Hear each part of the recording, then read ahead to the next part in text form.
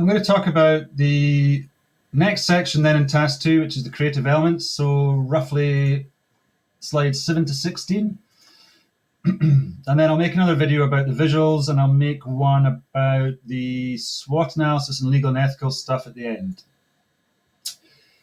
Okay, so slide 7, the character idea generation, I think you've already done. So this is just getting a link, or you could add some screenshots, but it's certainly a link to the document that you have done already before the lockdown, where we considered different character ideas based on the cards that I gave you out.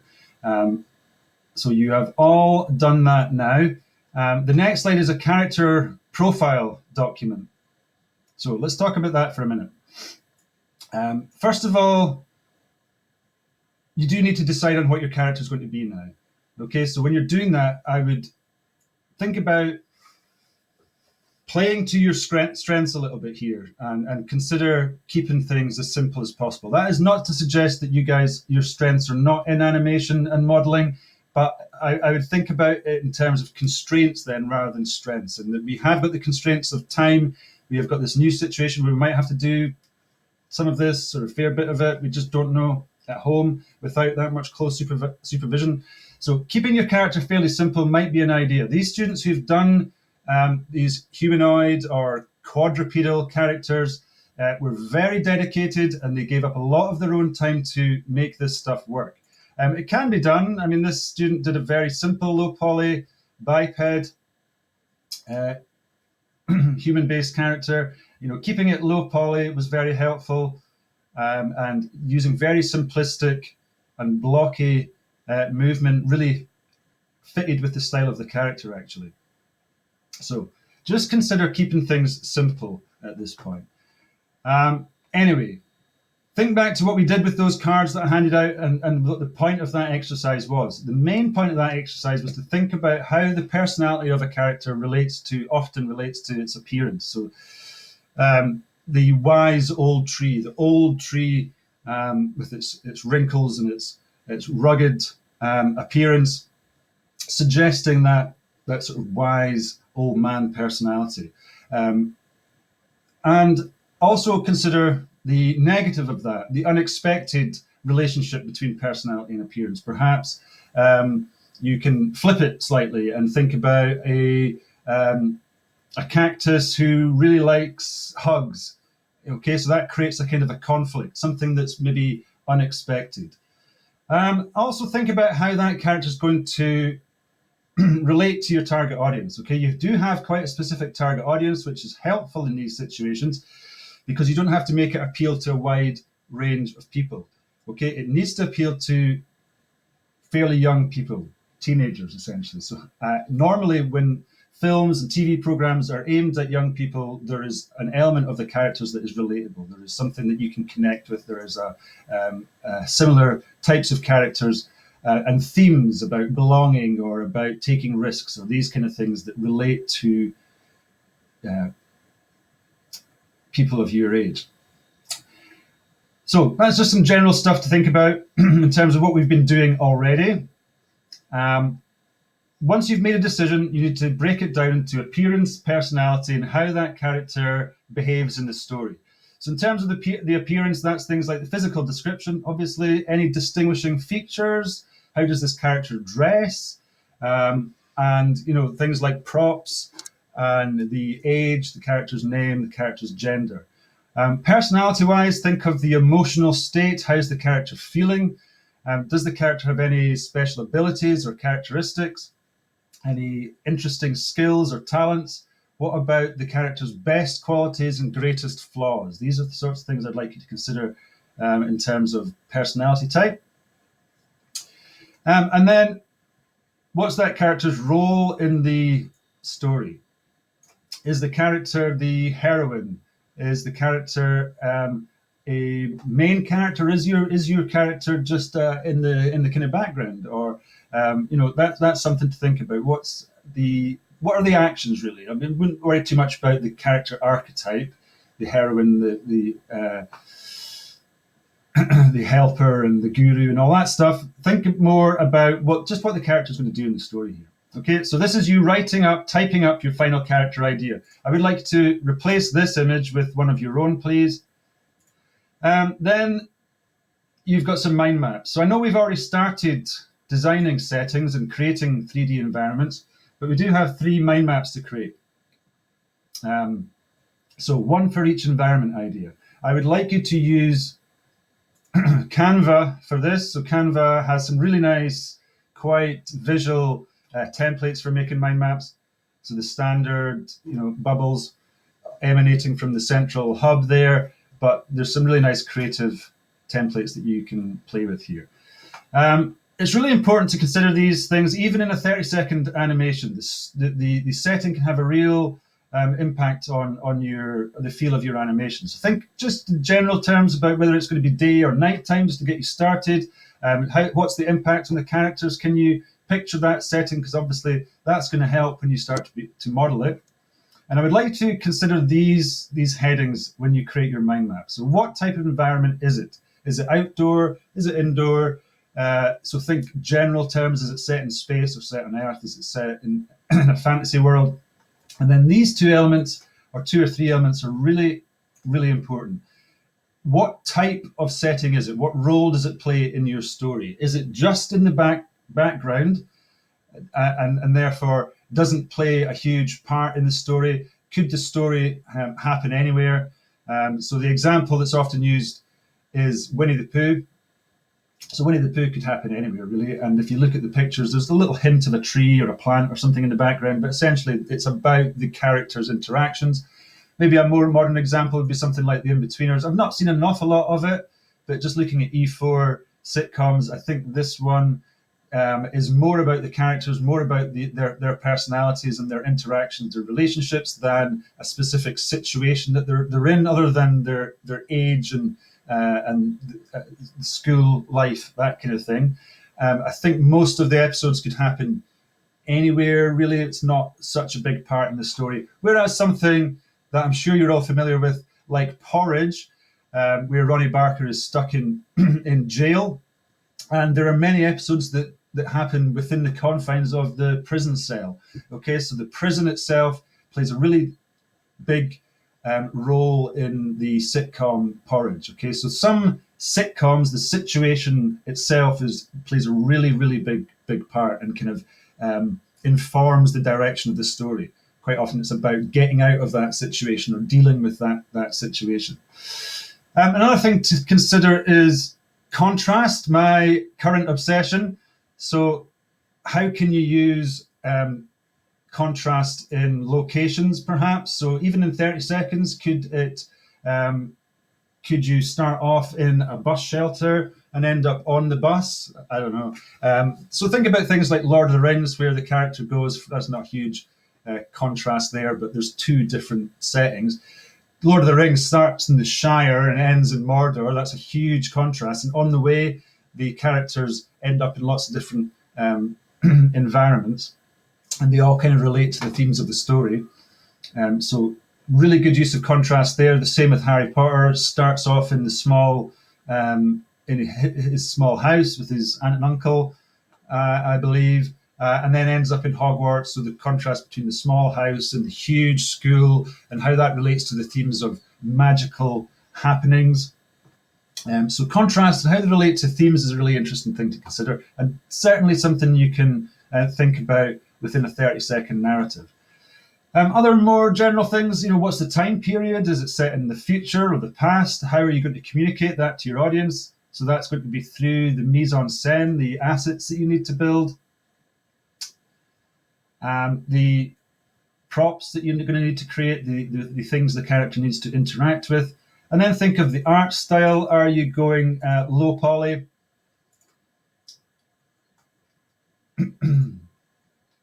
Which is, beautiful stylistic choice.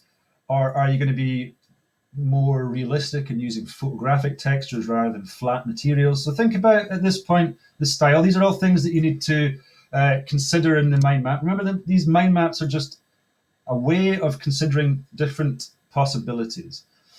Another thing is, what time of day is it happening, and response to the environment. Like I was saying, what is the impact? Is the character trying to escape, or is the character relishing and enjoying the situation on the deck chair in the back garden? I don't know. This is a chance for you to have fun considering these different possibilities. And then when you've done 3 mind maps, I'd like to decide on one and type it up. So under the headings, appearance and discussing specific assets, and then the impact on the character and the impact on the story. So how is that environment going to affect the story? So the same notes for this slide as the previous ones, except you need to type up your final choice now. And then please replace this with your own image. The next one is a storyline synopsis. So I'll be asking you to break down your story into 3 key scenes. And I want you to think at this point about whether it is situation or character driven. And I would like you to pitch this synopsis as a video. I would like you to use Flipgrid for this. So possibly coming out of your comfort zone slightly. But I think one of the main benefits of the college closure is this idea of us sharing our work between the 2 different classes, not only within the 1 class, but across the 2 classes. So forcing you to pitch it in this way, I think also forces you to take ownership of it. And, you're going to have to come up with an idea you can stand behind and get behind. And I think getting feedback from each other is really important. And, coming up with something that you believe in and believe is a good idea. And even if you're not that sure about it, then pitching that idea is a good way to get some feedback at this point, okay? So to help you with that, I've given you the link to this blog, which I think is excellent. And it's an extract from a book about writing novels, but it gives you some ideas of simple plot devices. So first of all, it kind of gives you the suggestion of the 2 main plot types, the adventure coming to you, stranger coming to town. So this is Rambo versus you going off to adventure, Harry Potter, Star Wars, you leaving your ordinary surroundings and going off to adventure. So this is the sort of Rambo versus Star Wars narrative tropes. Or you can break it down into more interesting ideas here, quests, adventures, a chase. So these are all things that you can play with in 30 seconds. There's no reason why you can't explore this idea of a riddle. Maybe the character discovers some strange object and its purpose is revealed after a series of hilarious events across the 30 seconds. Or explore the ideas of rivalry, think about the underdog. Or maybe it needs to relate more to your target audience, the idea of temptation, of going through changes, of transformation, of coming to age. How could you do or approach a coming of age story in 30 seconds? Ideas around sacrifice, discovery, lots of good ideas here. I'm not going to go through every one just now, but I'm sure you could have some fun thinking about how do we have a daft little quest or adventure in 30 seconds, or a chase. Lots of good ideas there. Also goes over a little summary of the hero's journey. So this is the structure used in Star Wars and Harry Potter, where a character starts off in the ordinary world and goes off on a huge adventure or quest and comes back a changed person, bringing back his discoveries to the rest of the world, that kind of thing. All right, so come up with a storyline based on this character within this setting, a beginning, a middle, and an end across 30 seconds, and I'll be asking you to pitch this in a video of some kind, and I would like us to share it on Flipgrid. Right, the next slide is pretty straightforward. This is exploring the technical techniques that you're going to use when you come to animate. So this is an opportunity for you to really explore and try out some of these techniques. So keyframe animation, shape keys, rigging, and UV animation. And so these links are links to my videos. So for example, keyframe animation is, and the evaluation is about what are the benefits of this technique and what are the limitations? What are the pros and the cons? what are the advantages and the disadvantages? So an advantage of shape key animation, for example, is that we can block in where an object is within the 3D space using these location keyframes. And then when you play it back, Blender fills in those frames in between. Come on then. All right. So that's an advantage of this keyframe system that's used in programs like Blender and others. I first started using this process in, well, it was Macromedia Flash, then became Adobe Flash. Anyway. Vertex animation is shape keys, and I will probably give you some little practical assignments to try these techniques out. So it's an opportunity to try them out and think about how they're going to be related to your characters. So benefits and limitations, you'll have videos to watch. And then you need to talk about how you're going to use those techniques with your character, with your props, and with your environment. Seems a bit strange to be asked how you're going to animate an environment, but we'll talk more about that later. It could be really straightforward, like you've got water that needs to move in some way, or trees or grass in the wind. We'll talk about that more later. The character stuff is really important. It's important that you try out these techniques. So maybe you've got your character's a tomato and you want to do some squash and stretch stuff. How are you going to do that? You're going to do that using a one bone rig, or are you just going to animate at scale properties or use shape keys to do a very similar thing?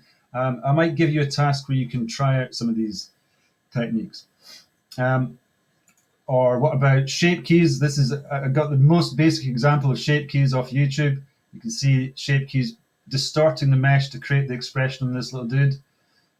Okay, so how are you going to use these techniques across the different 3D models that you've got to make? The other one there is UV animation. So this is my video on taking the UV, in this case, a portion of the face, and animating the position of the UV across a sprite sheet or an image. So here's this image with the eyes at different sizes. The UV is then animated at different positions on this image to create the illusion that the eyes are getting bigger and changing in shape. So I'd like to try these techniques out and then think, right, I'll use UV animation in my character, or I'm going to just use a lattice modifier, or a very simple rig, blah, blah, blah. The last slide is about sound and music. So you do need to come up with a soundtrack, and that could either be music or it could be ambient sound. You could hear the wind blowing through the hedge out the window earlier on. It seems to have calmed down a bit now. So it could just be the birds singing and the wind blowing. Sound effects and dialogue. So this is actually quite a fun thing to try, thinking about how you're going to use props and things to create sound effects. So, you know, examples like crunching up paper to create fire, or punching red meat for body hits, the old coconut shell for the horse hooves, that kind of thing. This is quite a creative and fun element. So I want you to start thinking about sound effects, sound, dialogue that you're going to need, but also how you're going to come up with that stuff. So chance to explore royalty-free sounds online and think about how you're going to create your own Foley effects. Okay, so that covers those slides. I'm sorry I couldn't break it down into smaller chunks for you, but hopefully that helps.